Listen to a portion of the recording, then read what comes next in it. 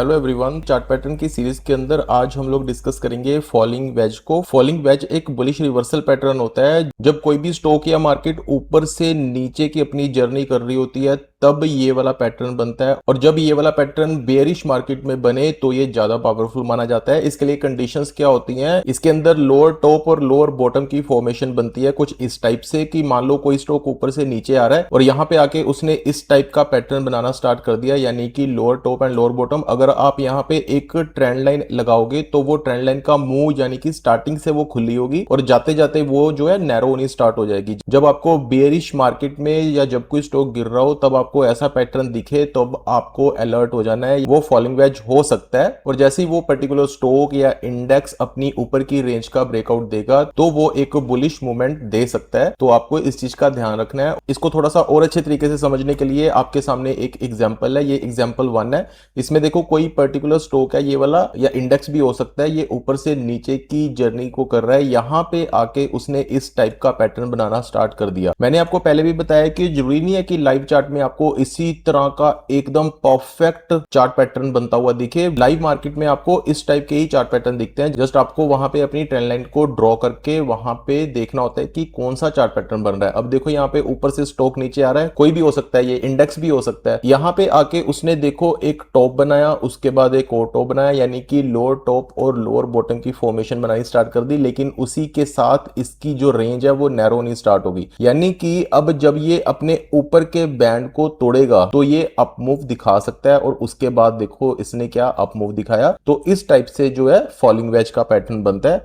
Example 2 के अंदर हम देखते हैं, इसमें भी क्या हो रहा है कि ऊपर से स्टॉक नीचे आ रहा है, उसके बाद देखो इसने लोअर टॉप और लोअर बॉटम बनाने स्टार्ट कर दिए और जैसे ही अपनी ऊपर की रेंज का ब्रेकआउट दिया उसके बाद देखो इसके अंदर क्या मूव आया, इसने एक बुलिश रिवर्सल दिया। कई बार क्या होता है कि ये वाले जो रिवर्सल होते हैं ये फेक भी होते हैं, इसलिए आपको हमेशा स्टॉप लॉस लगा के काम करना है। अब यहाँ पे देखो इसने पहले भी इसको तोड़ने की ट्राई करी, लेकिन उसके बाद देखो कितने गंदे तरीके से नीचे गिरा।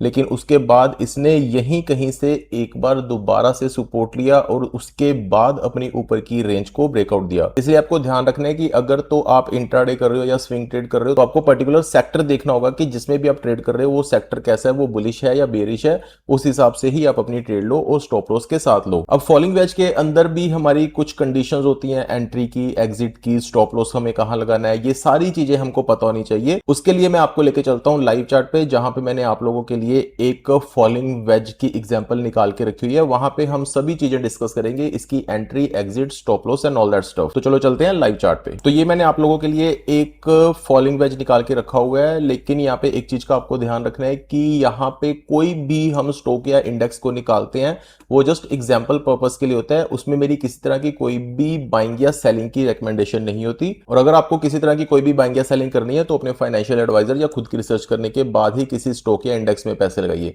अब यहाँ पे देखो क्या हो रहा है कि कोई स्टॉक है, यहाँ पे वो ऊपर से अपनी नीचे की जर्नी कर रहा है, लेकिन यहाँ पे आते आते उसने एक फॉलिंग वेज बनाना स्टार्ट कर दिया। ये हमें पता कैसे लगेगा? जब हमने यहाँ पे लोअर टॉप के लिए एक ट्रेंड लाइन लगाई और उसके बाद बॉटम पर एक ट्रेंड लाइन लगाई, तो आप यहाँ पे देख सकते हो कि यहाँ पे स्टार्टिंग में इन दोनों ट्रेंड लाइन के मुंह खुले हुए हैं और जैसे जैसे ये आगे बढ़ रही हैं ये नैरो होती जा रही है रेंज, और अगर ये और आगे जाते तो ये आपस में जुड़ जाती एक टाइम पे आके। अगर ये दोनों सीधी होती, यानी कि बिल्कुल इनमें स्टार्टिंग में और एंड में दोनों में गैप जो है वो सेम होता, तो ये फॉलिंग वेज नहीं था। अब यहाँ पे नैरो रेंज हो रही है, इसका मतलब क्या है? एक फॉलिंग वेज बनने की तैयारी हो रही है। और जैसे ही ये अपने अपर बैंड को तोड़ेगा ये स्टॉक, उसके बाद हम क्या कर सकते हैं? यहाँ पे बाइंग पोजीशन इनिशिएट कर सकते हैं, लेकिन एक स्ट्रिक्ट स्टॉप लॉस के साथ। अगर आप यहाँ पे एंट्री लेना चाहते हो तो सीधी सी बात है कि आपको लॉन्ग जाना है, यानी कि आपको बाइंग करनी है, क्योंकि ये एक बुलिश रिवर्सल पैटर्न है। तो आपको कहां पे बाइंग करनी है? सबसे पहले तो आपको इसकी ऊपर की रेंज के टूटने का वेट करना है, और उसके बाद आपकी कंडीशन ये होनी चाहिए कि इसने जो लास्ट टॉप बनाया था ना उसको आपको मार्क कर लेना है। और जैसे ही ये इसको क्रॉस करेगा वहां पे आपको अपनी पोजीशन जो है वो ले लेनी है, अपनी ट्रेड जो है इनिशिएट कर लेनी है। उसके बाद सबसे पहले आपका टारगेट क्या होना चाहिए? अब देखो ये 5 मिनट का टाइम फ्रेम है ना। सबसे पहला टारगेट आपका क्या होना चाहिए? जो इसने उससे पिछला एक टॉप बनाया था, एक तो आपको उस चीज का ध्यान रखना है, और उसके बाद जो इसने सबसे पहला टॉप बनाया था या इसने जहां से फॉलिंग वेज को बनाना स्टार्ट किया था, आपको उनका ध्यान रखना है। और अगर आप उससे भी बड़ा टारगेट लेना चाहते हो अपने रिस्क रिवॉर्ड के अकॉर्डिंग, तो आपको उससे पहले इसने कहां पे रेजिस्टेंस फेस करी थी वहां तक का आपको एक एरिया मार्क कर लेना है। तो हो सकता है कि अगर ये वाला जो ब्रेकआउट है ये पावरफुल होगा तो ये लास्ट जो इसकी रेजिस्टेंस होगी ना वहां तक भी जा सकता है। इसके अंदर देखो ये थी लास्ट रेजिस्टेंस इसकी, और जब इसने इस रेंज का ब्रेकआउट दिया तो इसने उसी रेंज को टच किया और उसके बाद अपना जो है नीचे का मूव दोबारा दिखाना स्टार्ट कर दिया। यानी कि इतना प्रॉफिट आप लोग ले सकते हो, लेकिन वही आपको ध्यान रखना है सबसे पहले फर्स्ट टॉप का एंट्री के लिए, उसके बाद सेकंड टॉप का और थर्ड टॉप का एग्जिट प्लान करने के लिए अपने रिस्क रिवॉर्ड रेशो के अकॉर्डिंग।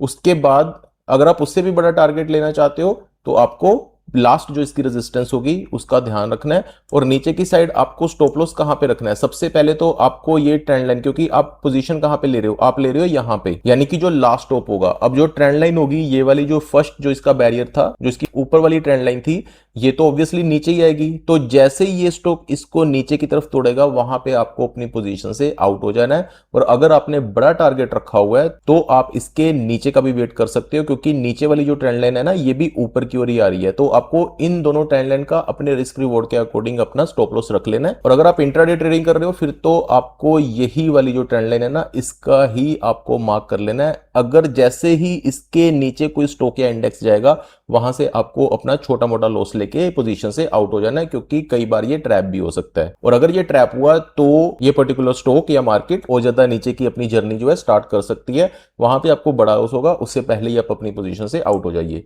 ठीक है, तो ये है हमारा फॉलिंग वेज, बिल्कुल सिंपल है। जस्ट इसकी आपको रेंज का ध्यान रखना है। ये ऊपर से जब नीचे आ रहा हो वहां पे ऐसे लोअर टॉप लोअर बॉटम बनाने स्टार्ट कर दे और इसकी रेंज जो है वो नैरो होती जाए ट्रेंड लाइन की, इसका मतलब अब वो फटने वाला है ऊपर की साइड। कहने का मतलब कि एक स्प्रिंग टाइप सा बन रहा है ना, अब जब स्प्रिंग जब फटेगा तो ऊपर को उछलेगा ना, वैसे ही स्टॉक या इंडेक्स में भी होता है। जितना वो ज्यादा प्रेशर महसूस करेगा ना उतना वो फटेगा या ऊपर की तरफ या नीचे की तरफ। लेकिन ये फॉलिंग वेज है और बियरिश मार्केट में बनता है, इसलिए इसको बुलिश रिवर्सल पैटर्न कहा जाता है। तो ये हमारा फॉलिंग वेज बिल्कुल सिंपल है। अब आपको क्या करना है कि चार्ट्स ओपन करने हैं और फॉलिंग वेज को सर्च करना है कहां कहां ये बनता है और किन कंडीशंस में ये बनता है, किन कंडीशन में ये सक्सेसफुल होता है और किन कंडीशन में ये फेल होता है। अब अपने चार्ट खोल लीजिए, प्रैक्टिस करिए as much as you can and do subscribe the channel. मिलते हैं नेक्स्ट वीडियो में। Thank you so much.